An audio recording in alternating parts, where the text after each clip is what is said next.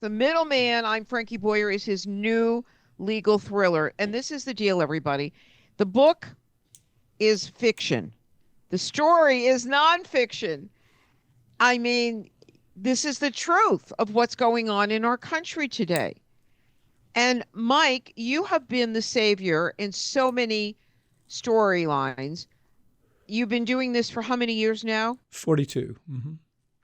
Yeah, 42 The years. first big one we launched was the case against the tobacco industry, and that changed the way we buy tobacco in the U.S. nowadays.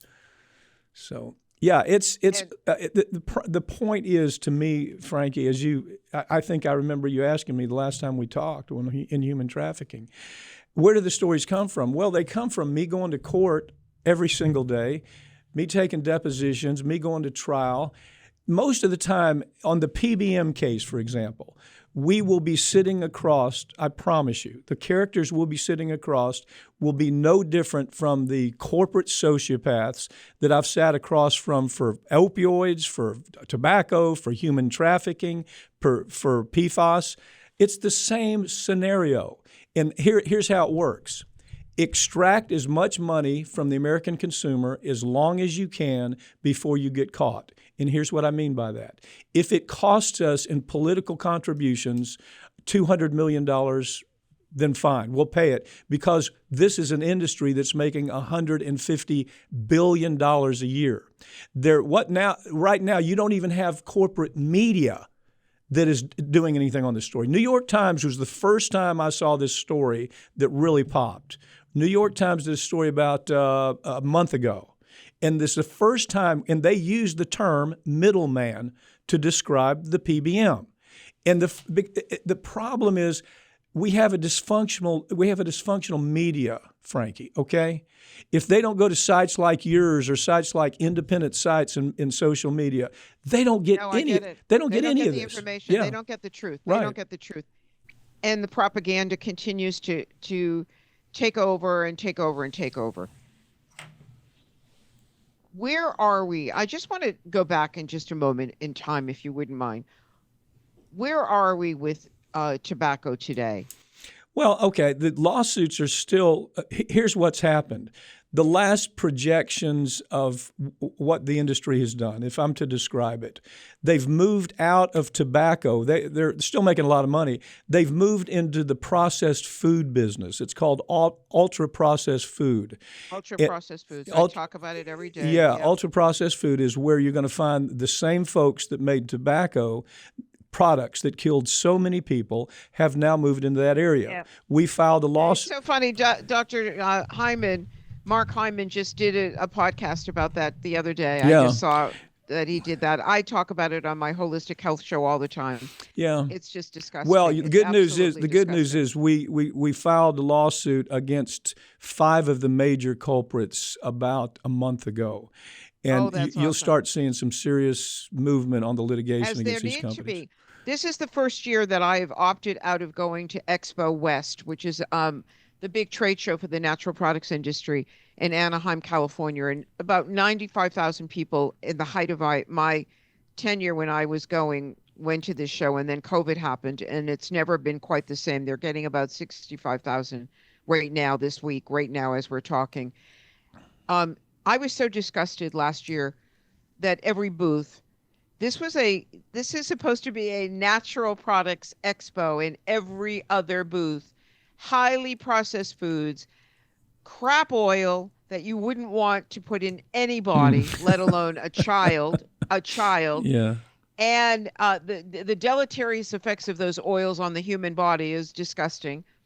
Then we're also seeing sugar and other names of sugar in so many products, and candy bars that you see in supermarkets having booths. I mean, it's just a shame, and everybody is sold out. Frankie, I'll make you a promise. You're going to see a lot of movement on this in the next 2 years. We've put together a consortium of the best lawyers in America going after these people, and we know who they are. We know exactly what they're doing. But look, you called me. We're talking about the middleman. The reason I think the middleman is important, for a lot of reasons. We started this conversation what the hell is a PBM? I mean, what is it? People don't even know what it is. And so when you read this book, you're able to say, okay, I understand all of this mobster conduct that's taking place with the PBMs. It's clearly mobster conduct. And now, at the same time, you're able to read a story and be entertained. If I were to quantify how much of this book is actually true, it would be about 40% actually based on real events. And so I don't know how else to get the message out. I could, with all these cases I handle, these big projects, they're not just simple cases. I can't imagine your brain. I just want really one hour with you. I can only imagine what your day is like. Well, I'd rather write fiction rather than nonfiction, because fiction at least is fun to read, and you still come away and I know what a PBM is, and I know what they do. So that's why I've approached it like this. And they sell well because of that, I think.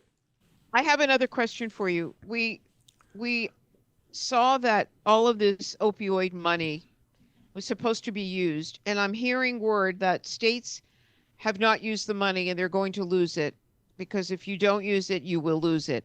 Why are states not taking advantage of educational programs and using this opioid money, which is so much money? Why? Well, why? 99% of them are, Frankie. It's just some states have an infrastructure that moves a little bit slow, and that's what I'd like to say that it's 1, 2, 3 people's fault, but has mostly to do with infrastructure. How's the infrastructure set up?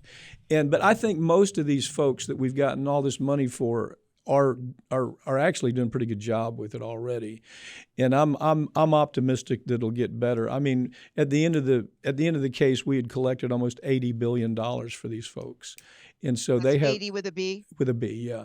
They have plenty to work with. So, and I think you'll see them all doing exactly. But the book I wrote on that was called Law and Addiction, and again, it tells the story the same way that the middleman tells the story. Law and Addiction shows how the industry is known. They knew from the first year they sold these products that they were addictive and had potential to cause overdoses and to cause an addiction that they were telling everybody at the same time that this is a non-addictive product. So it was an ugly story, but Law and Addiction tells that story the same way this middleman tells the story about PBMs.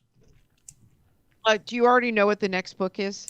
Yeah, I do, as a matter of fact. They already have the Skyhorse has already bought the book. It'll be distributed next year. It's called Death in Arcadia, and it's about the industry of housing children in institutions for they're supposed to be juvenile delinquents. They're not. Most of them are just people that have fallen on hard times, kids that have fallen on hard times. They might be on the street, and they're thrown in institutions. And it talks about the abuse. Matter of fact, I had Paris Hilton out at one of the programs that I did where we were talking about this. She's been so... Yeah, she was. Her story. Yeah, she was sexually assaulted in 4 different facilities like this, and so I wrote a book about it, and it's called Death in Arcadia. It'll be released, I think, the first of next year. But right now we have the middleman. Oh my gosh, Mike, what a pleasure! It's always so fun talking with you. Well, Frankie, thank you for the opportunity. Okay. No, thank you, and we'll take a quick break and be right back. It is Frankie Boyer. Stay tuned.